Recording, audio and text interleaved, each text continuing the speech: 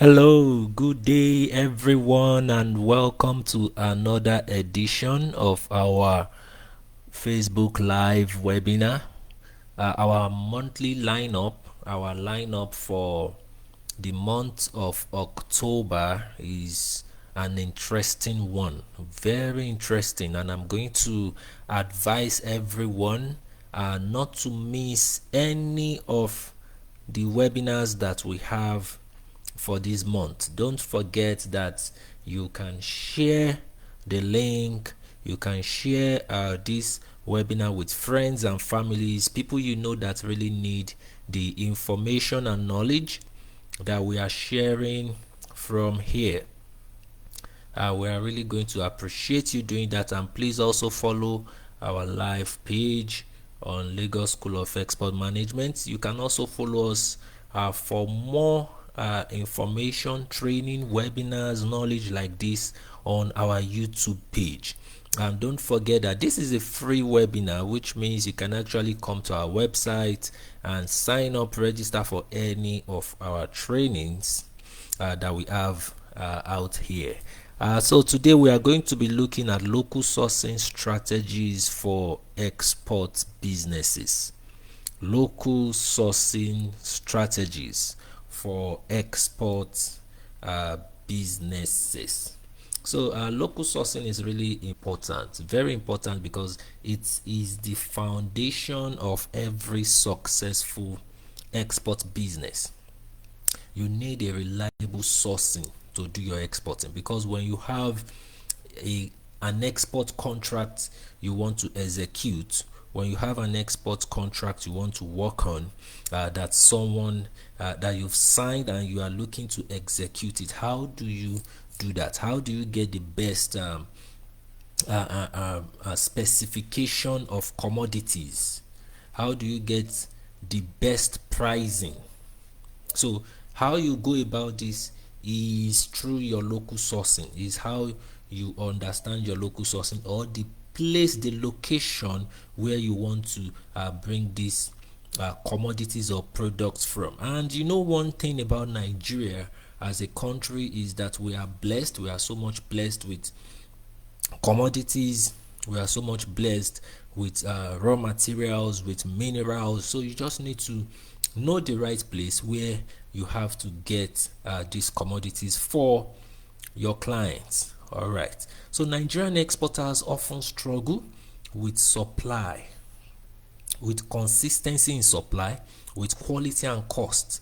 Most of the time that's just because sometimes you have to go inside villages, you have to go inside towns that people don't even know about, you have to go deep into the bush just to source some commodities or some products. Because of that, you can have variation in quality. That is, you can have a good quality today, a lesser quality tomorrow. So, but you know, a buyer or someone who is actually in a contract with you will not want a situation whereby they are getting varying quality. They want the quality to be consistent, good and good all through. So this session contains how to build strong local sourcing systems for sustainable export growth. Okay, so what is local sourcing? What is local sourcing? So the process of obtaining raw materials or finished goods within Nigeria for export, that is local sourcing. That is you traveling to Kano, to Kaduna, to Aba, to Enugu, to different parts of the country to get raw materials or finished products that you want to export to another country. That's what local sourcing is all about. Then local sourcing, it focuses on leveraging local value chains instead of depending on imports. So this is the advantage of local sourcing. It focuses on you getting your raw materials, your commodity, your products from the markets, the locations around you. So sometimes in our classes I'll tell students that just look around you. if you want to look for what to export, if you are new, if you are a newbie in this sector, in the export industry, are looking for what to export, just look around you, you'll see. Because in Nigeria we have several products out there that are wasting, so the key goal is to ensure consistent quality, quantity and compliance for the export market, now, why local sourcing matters for exports? Why does this matter for exports? One, it reduces costs and logistics risk. So it reduces cost, so that's why you need to source around you, you need to source close to you. Sometimes you need to find a market or a location where you can source easily to from where you can get that commodity to the port. So you need to arrange, to set, to schedule your logistics so that you can mitigate and minimize the risk that are involved, and strengthens local economies and communities. You boost local economies by also buying from them, and because you are buying for export, you are buying in larger quantities, and because of that, these local communities will even be the one to call you. Their farmers will even be the one sending you messages and letting you know that they have harvest or products on ground that you can get for export. Helps meet rules of origin in trade agreements. So when you source locally also, when you are presenting your certificate of origin for that contract, the buyer can understand that, oh, it's coming from Nigeria, because sometimes you can have a specification, a specific origin for the commodity you are to export. Builds resilience against currency and global shock. So this also happens because it helps build resilience against currency, because the local commodity market will not be crashing down. So there will be a good transaction to also boost the local economy, which will also strengthen the currency of the country. So another slide is challenges. So what are the challenges in local sourcing? In Nigeria, for instance, what are the challenges that exporters face when they are sourcing commodities locally? Number one, inconsistent product quality and standards. So sometimes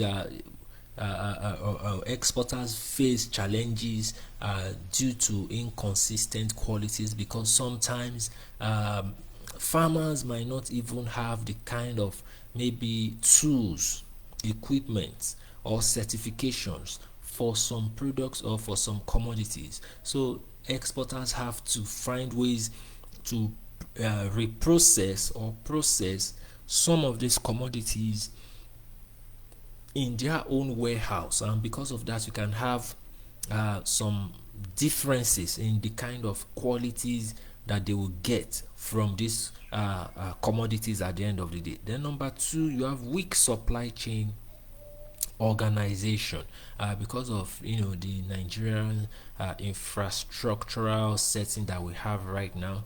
We have some kind of weak supply chain in the country. Poor infrastructure and logistics is also another challenge that we face as a country. Limited access to finance for farmers and suppliers. Finance has always been a major headache for farmers, for exporters and suppliers.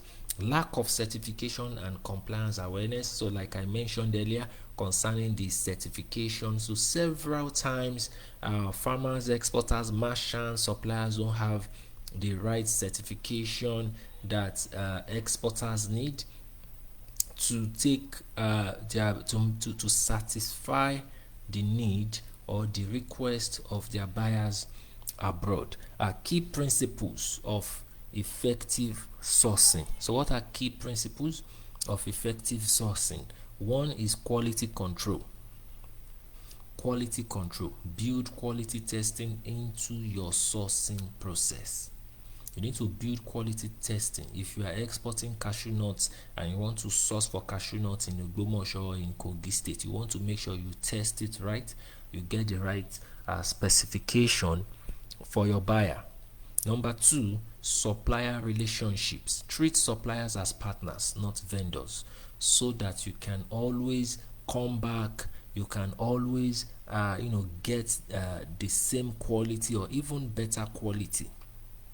And you can also trust and even rely on them to know that, oh, whenever you are coming back, they are ready, for you to source or get whatever that you need. Number three is diversification. Avoid over reliance on a single source. Very important. So you can't just be using one merchant or one supplier or one vendor. So you need several of them, because anything can happen with just one single source, and it is your buyer that you are going to disappoint, and you don't want to do that. You don't want to lose your client. Okay, so number four is transparency. Maintain clear contracts and traceability. Make sure you carry your buyer along in every way. And last but not the least is sustainability. Source ethically and responsibly. Source ethically and responsibly. Don't source goods that you know or products that you know were harvested by terrorists or through the insurgency. Now it is cheap. It is cheaper than what it's supposed to be. So you want to source from the right people, from the right market at the right price. Steps to develop a local sourcing strategy. What are the steps? Number one, identify export requirements. Certifications, grades, standards, and all that are there to guide the market. So identify export requirements from your buyer, okay, because your buyer will give you requirements and specification, and those requirements and specifications are what you want to use in the market. Number two, map local supply chains for your product. Map local supply chains for your products. You want to even do this before you step out of your office to source these products. Okay, engage suppliers and producer groups. So you have different WhatsApp groups of suppliers, different groups online that you can even reach out to, different associations out there that you can reach out to. So try as much as possible to engage them. Provide training or technical support. Yes, you can train, you can provide technical support so as to bring these farmers, these suppliers up to speed, to also know or understand what you need to export out there.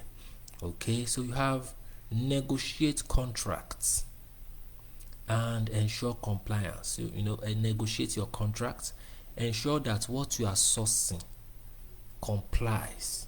Number one, complies with what your clients need. Number two, complies with the country's regulation where your buyer resides. So also provide, last but not the least is implement monitoring and feedback systems. Implement monitoring and feedback systems from the market man, market woman, from the buyers. You want to make sure that you have good feedback that you can work on, that will improve the process next time you want to source these commodities. How do you build a better supplier network? Because you need to build a better supplier network with your suppliers. Number one is you work with farmers cooperatives. You can work with farmer cooperatives, you can work with processors, you can work with a cluster of farmers.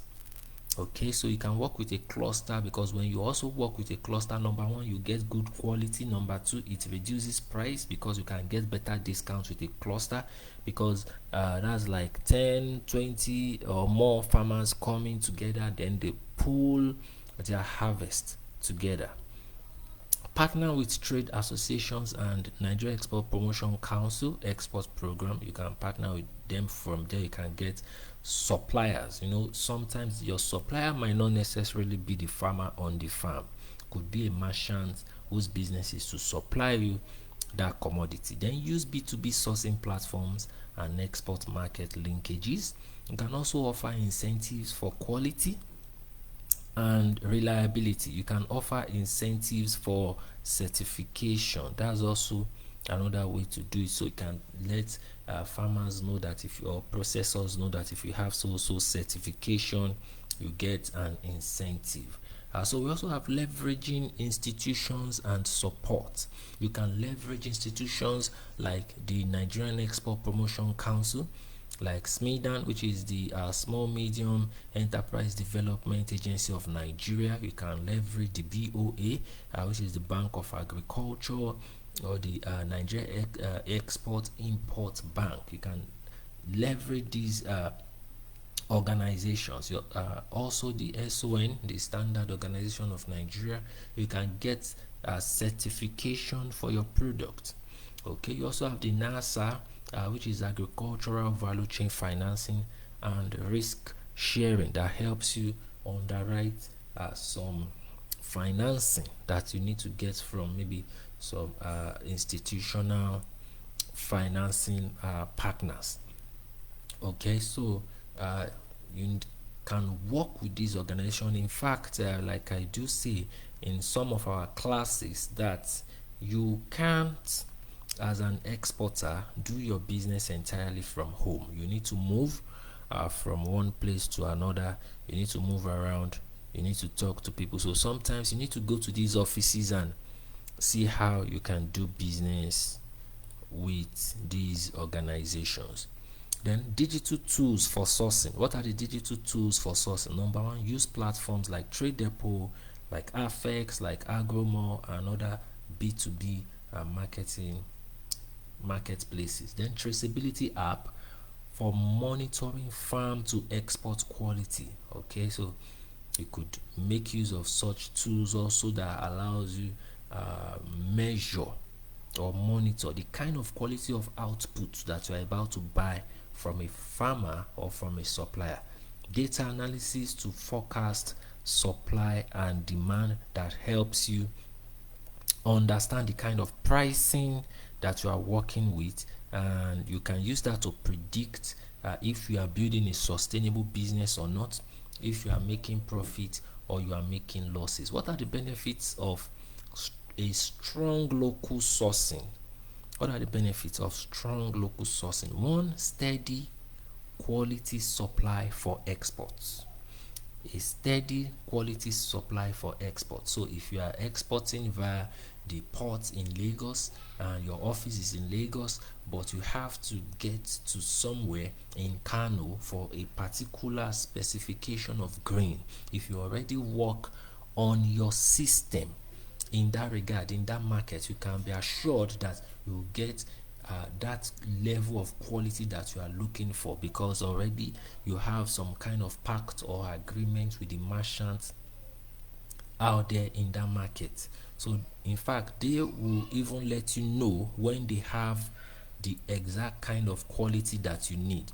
Number two is cost competitiveness. So benefit of a strong local sourcing process is cost competitiveness, because in fact sometimes you have merchants competing, suppliers competing among themselves just to get to supply you, and they will be giving you their best prices. So you have that, and stronger brand reputation abroad. And because you can prove consistency, you can bring consistency in quality to the table, your buyer or your client trusts you more and can depend on you to say that, oh, I know that we are going to get a good quality from this company. So you get a stronger brand reputation. Then job creation and local impact. Enough local impact comes from local sourcing. Don't forget that some of our exporters buy from neighboring countries around Nigeria. So, but by you just sourcing locally within Nigeria, you are making a very huge local impact. Sustainable and ethical trade growth is also one of the benefits of you trading or buying from the local market. Okay, so let's just share some case study, like shea butter. For instance, if you want to get shea butter, you want to source shea butter for export in Nigeria, you can check exporters, building cooperatives like in Kwara State, in Niger State, and in fact, you know that Lagos School of Export Management is also putting together what we call the LECOM movement. LECOM stands for Lagos School of Export Management Cooperative Movement, and we have these cooperatives in Kwara, in Niger, and other parts of the country. Ginger and hibiscus, so partnerships within between exporters and smallholders farmers is happening around here. In textile, local dyeing and fabric finishing hubs in Kano State, in Ogun State, also working hand in hand to make sure that international clients get what they are looking for. So we have action plans for exporters before we finish this webinar, or before we call it a day. Audit your current sourcing process. Make sure to audit it, look at it. Who is going where? Do you have some staffs that, or are you rotating your staffs in such a way that maybe some go to north for so shipment, the others go to southeast, then when another contract comes around, you rotate them again? So audit your sourcing process. What are your suppliers? How are they supplying you? How do you pay these suppliers? Is there a credit line or a credit guarantee that you are using in the system? How do you test the quality of what is being sourced or being supplied to you? Number 2, identify 2-3 local partners or clusters. This is very different, because we already say you must not over rely on one supplier. It's not really good for business. Set up a supplier quality standard guide, and one of the things you can do as an exporter is to buy. You can buy some testing tools, some few testing tools, affordable ones for your farmers, for your suppliers. Let them use it to test whatever they want to supply you. So because one of their excuses could be that, oh, they don't know which one is more quality than the other, but they can use whatever you give them to actually do that test.